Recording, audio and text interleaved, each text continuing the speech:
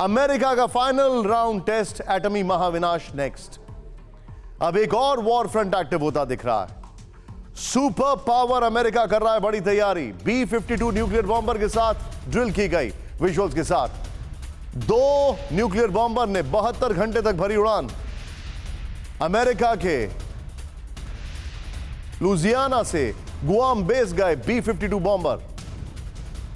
सवाल यह है क्या चीन को लेकर अमेरिका ने वेपनाइजेशन शुरू कर दिया है?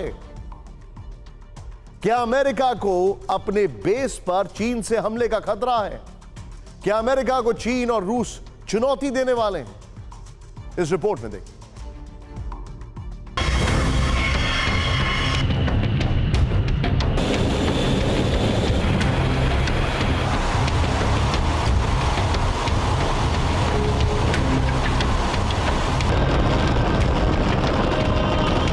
अमेरिका बड़ी तैयारी कर रहा है, बड़े युद्ध की मुनादी कर रहा है। एक्सपर्ट तो पहले ही कह चुके हैं, अब सबूत भी सबके सामने आ गया है। अमेरिका महाविनाश का महायुद्ध लड़ेगा, ये तय हो गया है। और ऐसा हम यूं ही नहीं कह रहे हैं।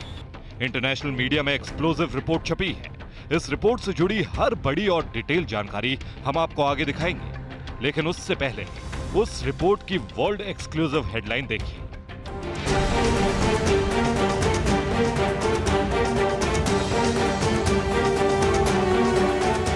अमेरिकी B-52 न्यूक्लियर बॉम्बर ने 3 दिनों तक उड़ान भरी और इस दौरान लुइसियाना से लेकर गुआम तक हलचल रही। जाहिर है यह अमेरिका का जमीन से लेकर आसमान तक जंगी अभ्यास है और इस मिशन के लिए जिस तरह के घातक न्यूक्लियर बॉम्बर का इस्तेमाल हुआ है, उससे बड़ा सवाल यह उठ खड़ा हुआ है कि यह अमेरिका का शक्ति परीक्षण है या फिर महाविनाश से पहले हथियारों का लास्ट राउंड टेस्ट।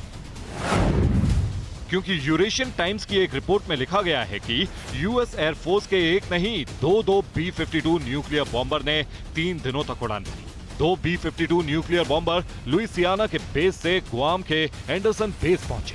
अमेरिका ने इस ड्रिल में KC-46 टैंकर एयरक्राफ्ट और C-17 ग्लोब मास्टर को भी शामिल किया। न्यूक्लियर बॉम्बर की उड़ान के वक्त F-22 जेट रोटेशन के लिए तैनात थे। यही नहीं, 3 दिनों की उड़ान के साथ यूएस एयरफोर्स ने बेहद मुश्किल मिशन की तैयारी की।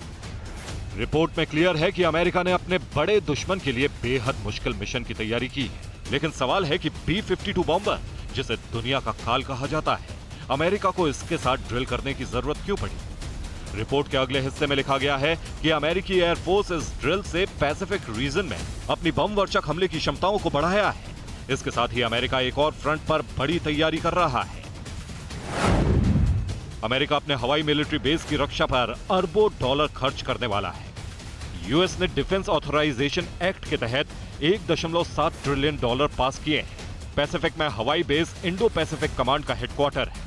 हवाई बेस में ही $87.9 मिलियन का नया मरीन कॉर्प्स बेस बनेगा। यहां अमेरिका मिसाइल स्टोरेज सेंटर पर $103 मिलियन खर्च करेगा, जबकि स्कोफील्ड बैरक्स पर $111 मिलियन और कपोलेई सेंटर पर $29 मिलियन खर्च होंगे। जाहिर है ये इस बात का इशारा है कि यह सिर्फ ताकत की ही नुमाइश नहीं है, बल्कि फाइनल राउंड की आजमाइश है।